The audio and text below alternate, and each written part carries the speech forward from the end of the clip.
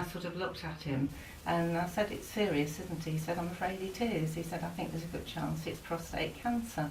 Well, I mean, I'd heard of prostate. The prostate. Yes. Oh, yes. It is a mystery to us, really. It is, and I didn't really sort of take it anyway, because, as you said, absolutely devastated. And my younger daughter was here. She'd come home from university, and we came back, and you know, we were absolutely floored. And I rang my other daughter. She lives in Surrey, and she said, "I'm coming up," and you know, they were coming up for Christmas anyway, so they came up, and we were left with that for Christmas, because he couldn't have an appointment. Oh gosh, you know, yes, until after Christmas. So you can imagine the sort of Christmas we had, all pretending that you feel you're part of a different sort of. Well, the brick wall just descends instantly, doesn't it? You're separated from normal life, aren't you? You do, and like you, I didn't know anybody else who got it. Certainly not of my age. No, we didn't. And you know, we just pretended that Christmas that we could get through it. Yes, just.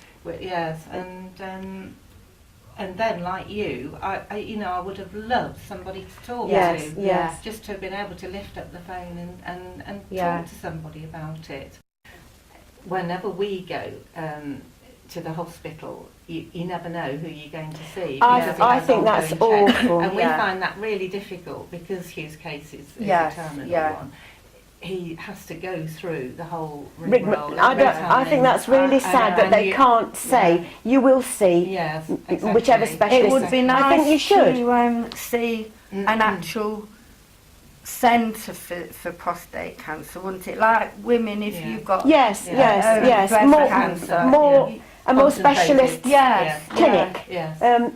I mean, because the department I find sitting in the clinics is well, I'm better now, but well, I didn't know how to cope with it. I was just in such a state, because I would look at people and think, oh, they got. I know. And I would be so upset that it would take me the whole day to get over having been into this clinic.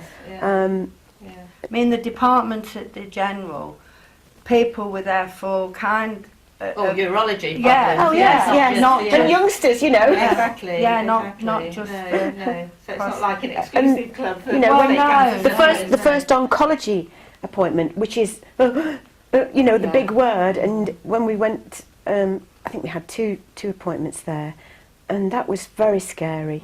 But you know, it becomes part of something that you cope with. But it isn't until you start to meet and talk to people that are in the same situation that you can sit and think, well, Nick has been lucky, hasn't he? Oh yes, you know, has too. You know. Well, when you're together, like we were at Christmas time, and you look out onto a sea of faces, you don't feel so alone, because you look at that lady or that Gentleman and you think, well, they look great, and we're all here, and we're, you know, but it still is something just for you to experience. The whole. Alan used to say to me, "Will it be all right, Teen?" And I honestly said what I honestly believed, which was, I think that you will, because although it was just 1 point off aggressive, it wasn't all of the prostate involved, and we just felt that having these seeds in there, you know, that was just going to zap it. Even with a soggy bottom. Well, your humour becomes quite black, doesn't it? You know, and you're terrible, really. The things that you say are dreadful. I don't know about you, but when he was first, well, once we knew really, but later, once he was having treatment, especially, every time he got up in the night, I would feel, well, I really must say, "All right, love." And I used to think, oh, crikey. I've got to keep, you know, because I don't want him to come back to bed and think, oh, that wasn't very nice. If he wanted to say something, I'd say, "Are you okay? Are you okay?" So every time he went to look, "Are you okay?"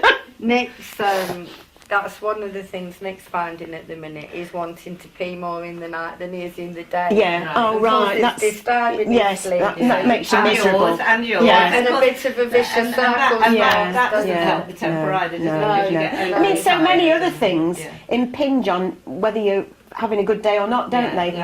The priority is to wake up next to the person that you love, and think of the day you've got ahead, and think, what shall we do nice in it? What shall we try and achieve? Just a little thing, you know, bit of gardening or something, and then enjoy it. Absolutely, and that's the important thing, to know there is life after That's diagnosis. right. Oh, yes. He went through the actual procedure all right and was out. Yeah. He went in on the Wednesday tea time, had it done on the Thursday, fetched him home on the Friday. Brilliant.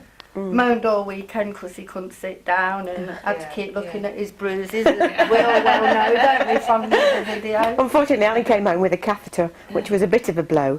But the nice thing about that was, before we'd been home many hours, a lovely district nurse arrived, and she was quite funny, really. Took him into the kitchen and having a good pee, you know. And so we got that support, and our local surgery as well were great. But no, men are a bit more restrained. No. I think that's perhaps why more men are not tested, because well, it's an unknown. Have you found though in Nick's friends now that one or two more have become aware and have said, oh, I wonder about getting tested, my because went and he asked for a PSA, which can only be a good thing, can't it? Through PROSTaid, we are trying to help I think PROSTaid. I think it's wonderful. Alan said, would would you like a badge? I said, yes, I'd have a badge. I'd talk about it with anybody, or, if someone rang up or anything, because I think it's important that you give someone else a chance to share a better experience if you can. Yes, absolutely. And because talking to somebody can make it easier than reading all these. well, it's more human, Yeah. isn't it? Because in the leaflet, you see, they have to say from one end of the story right to the other end, so you don't know where you are necessarily.